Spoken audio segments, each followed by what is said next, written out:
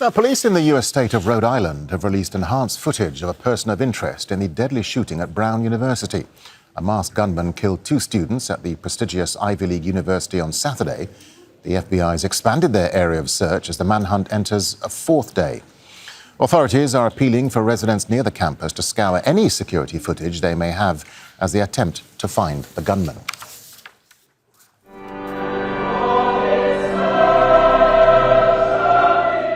Well, as the investigation continues, the university community is coming to terms with the tragedy. On Tuesday, students and residents gathered for a church service to remember the victims. Well, the Brown University shooting is the latest in what gun control advocates call an epidemic of gun violence at educational institutions across America. More than 150 such incidents were reported at elementary and high schools so far this year, resulting in 53 deaths.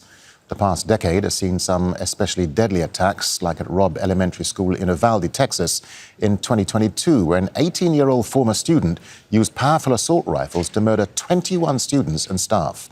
Or the 2018 shooting at Marjory Stoneman Douglas High School in Parkland, Florida, also carried out by a former student who killed 17 students and staff.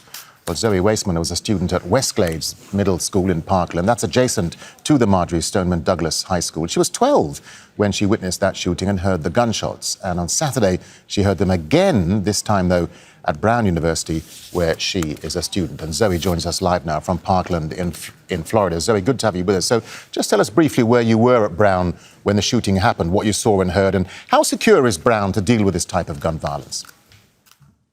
Thank you for having me. So thankfully, I was in my dorm when the shooting occurred, which was, I'd say, a 5-minute walk away from the building where everything happened. So I got a call from my friend because she was in a dorm a bit closer, and I guess people ran in from the Bears and Holly, the building where it happened, and she asked if I was there, and I told her no, and I could tell something was wrong. And so I asked her if there was a shooting, and she said yes and told me what happened. And so quickly after that, I got the alerts from the school, and then we were on lockdown until 6 a.m. the next day. And so I just was staying updated, speaking with family and friends, watching the news. And in regards to Brown's safety, I do think that they've done as much as a school can do. In a country where guns outnumber people, there's only so much security you can put in place to prevent things like this. That there's definitely things that I know they're going to improve on, like adding more cameras into that building and possibly changing policies regarding swiping into buildings. But honestly, someone can walk in right behind you. So I think that they're doing all they can so far. And so you survived the Brown shooting a few days ago, and incredibly, you were just 12 years old when you witnessed the Parkland school shooting in Florida back in 2018, I think it was, and that left 17 people dead.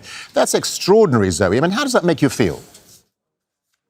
Yeah, I think when everything was happening on Saturday, I was in shock, and then I became really angry. I think that the fact that this could happen to me, not once but twice, the fact that that's even statistically possible, shows the extent to which gun violence is becoming an epidemic in this country. And the fact that over the past 7 years, I've been involved in gun violence prevention activism, there still hasn't been enough progress to prevent tragedies like this from occurring. I think that says something about what we need to do in this country.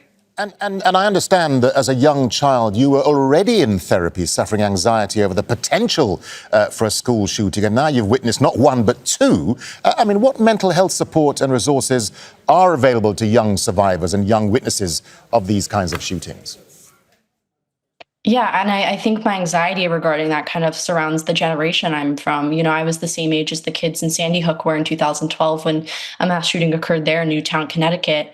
And so that's kind of been a fear that's been ingrained in a lot of people my age. And so obviously that manifested in anxiety. And thankfully I had the support systems in place when everything happened in Parkland to go into therapy and help me deal with my PTSD. And I think that's something that's incredibly important. The school's providing tons of resources for mental health support. There are also a lot of community members who are school counselors or licensed psychologists that are offering their support for free. And I've been encouraging all of my friends to get professional help because this is such a deeply traumatic problem. Just a final thought to you, Zoe.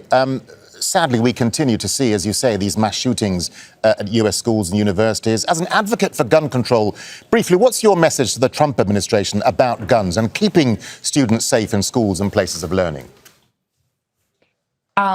I think there's going to be a point where the NRA some blood money is not going to be able to hide the fact that the Trump administration is directly accountable for the thousands of people that are dying every single year in this country from gun violence.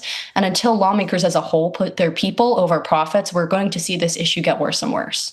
Zoe Waissman, many thanks for your time, Zoe. Thank you for talking to Al Jazeera. Thank you. Thank you.